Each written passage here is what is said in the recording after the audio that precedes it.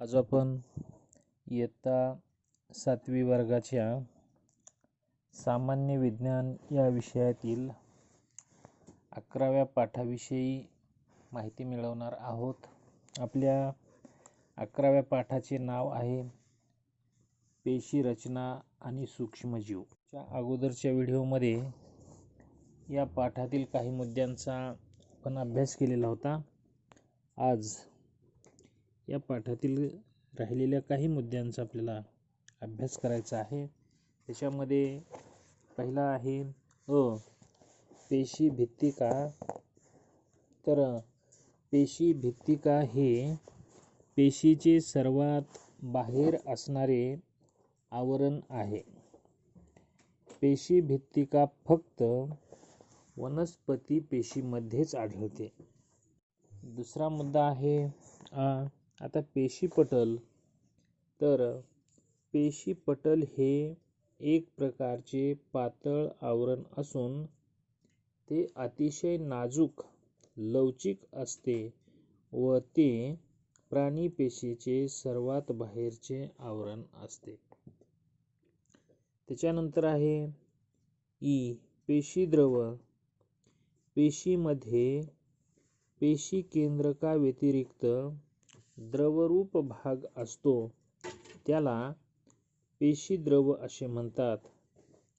पेशीद्रव हे पेशीपटल आणि केंद्रक या दरम्यान असते. पेशींची विविध अंगके यामध्ये विखुरलेली असतात. मुद्दा आहे पेशी अंगके. यामध्ये प्रामुख्याने केंद्रक, आंतरद्रव्य जालिका, गोल्जी पिंड, लयकारिका, रिक्तिका, तंतुकणिका, लवके यांचा समावेश होतो. वनस्पती पेशीमध्ये हरित लवक असते. वनस्पती व प्राणी पेशीमधील समान तसेच वेगवेगळे घटक कोणते आहेत ते सांगा. तर केंद्रक हे पेशीचे सर्वात महत्त्वाचे अंगक आहे. त्याच्या भोवती दुहेरी सच्छिद्र पटल असते.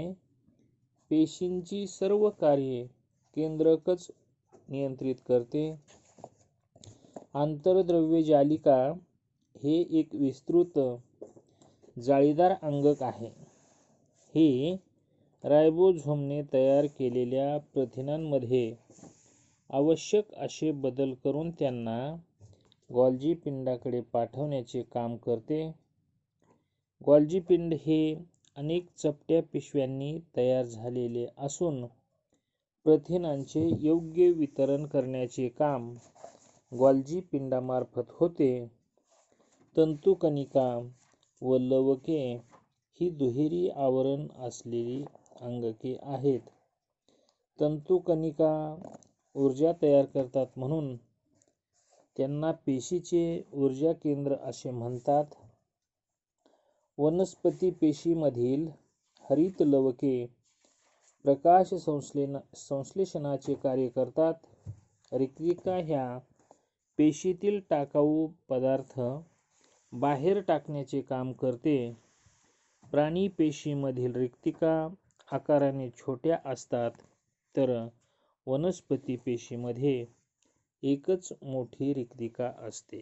त्याच्यानंतर जरा डोके चालवा असं सांगितलेलं आहे आणि त्याच्यामध्ये 3 प्रश्न आपल्याला विचारलेले आहेत. त्याच्यापैकी प्रश्न पहिला आहे पेशींना निश्चित आकार कशामुळे प्राप्त होतो? तर त्याचं उत्तर असं आहे की पेशींना पेशी भित्तिकेमुळे आणि पेशीपटलामुळे निश्चित आकार प्राप्त होतो. प्रश्न दुसरा आहे पेशींचे संरक्षण कशामुळे होते? तर उत्तर पेशीपटल अनावश्यक पदार्थ पेशीच्या आत येऊ देत नाही. वनस्पती पेशीतही पेशीभित्तिका संरक्षणाचे काम करते. पेशीद्रवातील काही घटक प्रथिने देखील रोगजंतूंशी मुकाबला करू शकतात. आणि प्रश्न तिसरा आहे, पेशींच्या गरजा कोणत्या आहेत? तर पेशींना ऑक्सिजन, पोषणद्रव्ये आणि पाणी लागते. त्याच्यानंतर सूक्ष्मजीव आणि त्याच्यामध्ये थोडे आठवा असं सांगितलेलं आहे. काही प्रश्न विचारलेले आहेत. प्रश्न त्याच्यापैकी पहिला आहे, सूक्ष्मजीव म्हणजे काय? तर त्याचं उत्तर असं आहे की आपल्या सभोवताली सगळीकडे आहेत, पण जे आपल्या डोळ्यांनी सहज दिसत नाहीत आणि त्यांना पाहण्यासाठी सूक्ष्मदर्शकाचा वापर केला जातो, अशा सजीवांना सूक्ष्मजीव असे म्हणतात. दुसरा आहे, अमिबा, पॅरामेशियम, युग्लिना, गोगलगाय, हत्ती, कबूतर, जंत यांचे आकारानुसार 2 गटात वर्गीकरण करा, असा आपल्याला प्रश्न विचारलेला आहे. तर त्याचं उत्तर, अमिबा, पॅरामेशियम आणि युग्लिना हे सूक्ष्मजीव आणि एकपेशीय आदिजीव आहेत, तर गोगलगाय, हत्ती, कबूतर आणि जंत हे बहुपेशीय व सहज दिसू शकणारे प्रगत सजीव प्राणी आहेत.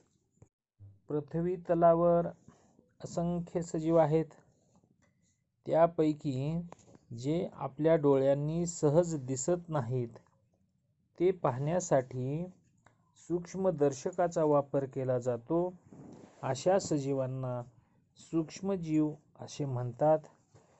आता सूक्ष्मजीवांचा आढळ तर आपल्या सभोवताली हवा, पाणी, जमीन, अन्नपदार्थ, सांडपाणी, कचरा याबरोबर वनस्पती, प्राणी व मानवी शरीरामध्ये सूक्ष्मजीवांचे अस्तित्व असते.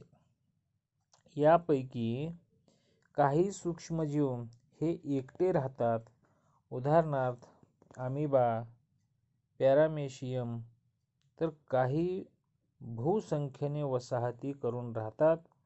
काही सूक्ष्मजीव हे मृत वनस्पती, प्राणी यांच्या अवशेषांवर जगतात. त्याच्यानंतर करून पाहूया असं सांगितलेलं आहे. तर पहिला आहे, पावाचा किंवा भाकरीचा एखादा तुकडा थोडा भिजवा व एका डब्यात 3 ते 4 दिवस बंद करून ठेवा. 3 ते 4 दिवसानंतर डब्यातील पावाचे किंवा भाकरीचे निरीक्षण करा. त्यासाठी विशालन भिंगाचा वापर करा, असं सांगितलेलं आहे. दुसरा आहे, गढूळ पाण्याचा किंवा डबक्यातील साचलेल्या पाण्याचा एक थेंब संयुक्त सूक्ष्मदर्शकाखाली पहा. आणि तिसरं सांगितलेलं आहे, दही किंवा ताक याचा एक थेंब काचपट्टीवर घ्या व त्याचे संयुक्त सूक्ष्मदर्शकाखाली निरीक्षण करा आणि हे निरीक्षण केल्यानंतर त्याच्या आधारित दिसणाऱ्या सूक्ष्मजीवांची चित्रे वहीत काढा, असं सांगितलेलं आहे. हा जो प्रयोग आहे तो आपल्याला त्या प्रत्यक्ष सूक्ष्मदर्शकाच्या साहाय्यानेच करता येतो. त्याच्यानंतर माहीत आहे का तुम्हाला, असं सांगितलेलं आहे, आणि 100 मायक्रोमीटरपेक्षा लहान वस्तू आपल्या डोळ्यांना दिसू शकत नाही. त्यामुळे काचपट्ट्या तयार करून सूक्ष्मजीवांचे संयुक्त सूक्ष्मदर्शी खाली निरीक्षण केले जाते. परंतु 1000 पटींचे वर्धन अपुरे ठरत असेल तर काही सूक्ष्मजीवांच्या निरीक्षणासाठी मात्र इलेक्ट्रॉन सूक्ष्मदर्शकाचा वापर करावा लागतो.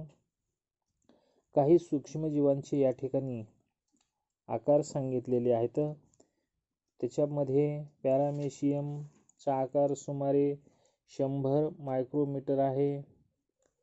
त्याच्यानंतर टायफॉइडचा रोग जंतू 1 ते 3 मायक्रोमीटर, पोलिओचा विषाणू 28 नॅनोमीटर.